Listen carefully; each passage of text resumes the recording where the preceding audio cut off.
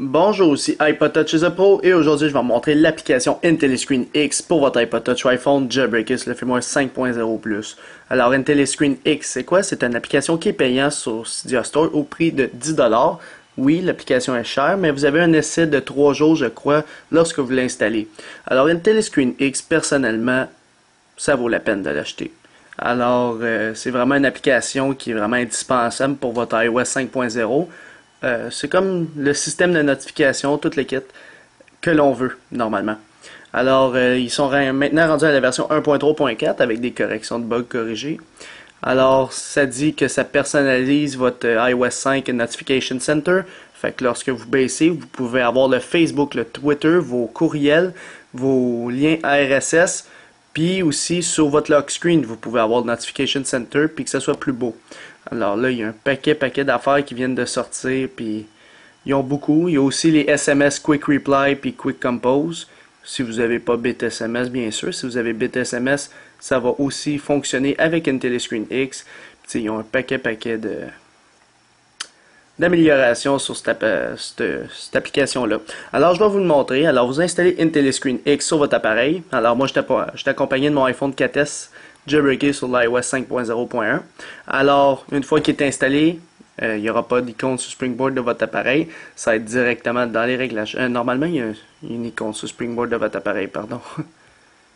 Ici, en haut à droite. IntelliScreen X. Mais c'est pas là-dedans qu'on va aller vraiment pour customiser. Alors, je vais vous le montrer avant. Lorsque je descends, pour ceux qui se demandent comment avoir l'arrière transparent comme ça, comme un peu flou, ça c'est une application que Philippe87, notre développeur, le développeur dans le fond d'iPod Touch Pro de l'application, a fait. C'est dans le fond Blurred NC Background qui est gratuit sur Cydia. Alors, IntelliScreen X, comme vous pouvez le constater, on a maintenant l'heure en haut. La météo est un petit peu mieux animée. Vos calendriers, alors vous appuyez, je vais juste voir. Bon, ok, c'est pas trop grave. Alors vos calendriers, quand on appuie, on les a. Maintenant, on peut les voir. C'est un paquet d'affaires. En bas à droite, tu as pour écrire des messages textes plus rapidement. Et bien sûr, vous avez vos courriels. Alors, lorsqu'on se tasse à gauche, vous avez vos mails, que je ne vais pas montrer mes mails personnellement. Mais quand vous tassez à gauche, vous pouvez voir vos courriels, puis appuyer sur votre courriel, puis le lire directement depuis votre Notification Center. Alors, si vous allez à gauche, vous avez vos mails. Sinon, si vous allez à droite, normalement, vous avez Facebook, Twitter. Vous pouvez avoir un paquet de customisation là-dessus. Si je m'en vais un petit peu plus bas, comme ceci, oh, on peut voir qu'il y a des réglages en haut.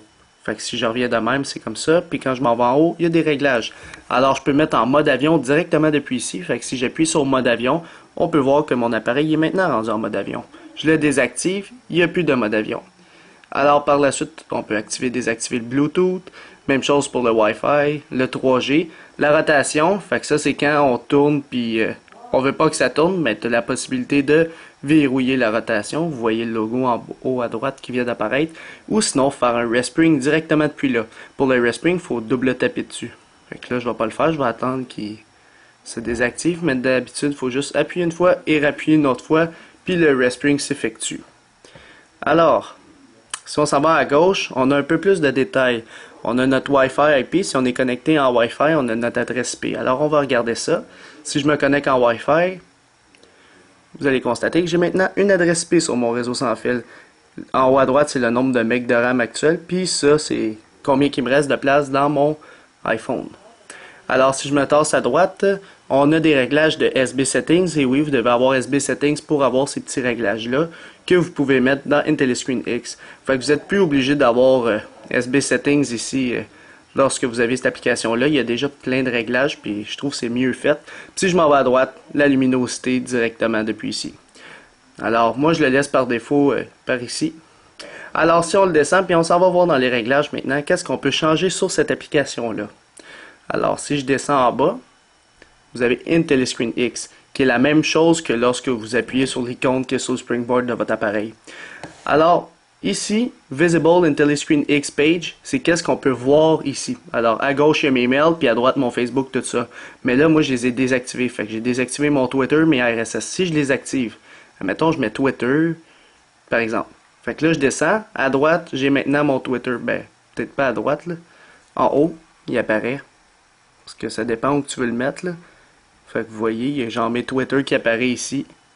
Sinon, il y a mes Twitter ici. Fait que je m'en vais à gauche, puis à gauche c'est mes mails. Fait que vous comprenez un peu c'est quoi le but, puis tu peux directement envoyer des tweets par ici. Fait que c'est beaucoup plus simple. Fait que c'est la même chose pour Facebook, puis vos RSS si vous vous abonnez à des flux RSS. Mais moi personnellement, j'aime mieux aller dans l'application Twitter, tout ça. Mes mails, je trouve c'est quand même assez intéressant de les avoir directement ici. Là j'ai fait Done. Par la suite ici, ça c'est des générales dans le fond, des réglages. Fait que si on va là, Go to last page opening. Fait que si je suis allé dans les mails par exemple, puis j'ai fermé, eh bien ça va retourner dans les mails quand je vais le réouvrir. Si vous désactivez ça, il va toujours retourner sur la page principale, même si vous allez sur vos mails. Alors je vais mettre des exemples avec le Twitter, là. Comme ça on va être sûr de ne pas se tromper. Fait que, admettons que je m'en vais dans Twitter, je le baisse, je le réouvre, il retourne dans Twitter. Tandis que si je le désactive, il retourne sur la page d'accueil. Fait que c'est ça cette option-là. Show on lock screen. Ça, c'est quand même fou. Sur le lock screen directement, vous avez une Telescreen X. Vous avez accès à vos réglages, puis je trouve que c'est quand même très, très fluide sur le lock screen. Vous avez Twitter, vos mails directement sur le lock screen. Vous pouvez composer un SMS rapidement grâce à BitSMS si vous l'avez installé. Puis vous pouvez l'enlever aussi. Quand vous le remettez, vous voyez que l'heure en arrière disparaît parce qu'il y a l'heure déjà là-dessus. Fait que je trouve ça quand même intéressant, puis il est comme animé sur le lock screen. Puis en plus, on peut déverrouiller avec. Fait que ça, c'est le show on lock screen. Si tu le veux pas sur le lock screen, tu le désactives, mais je verrai pas pourquoi vous faites ça.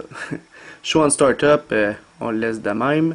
Ici, lock screen, bar clock, dans le fond, c'est d'enlever la bar clock quand tu es sur le lock, là. Anyways. No notification label, ça c'est pour pas avoir du texte lors des notifications.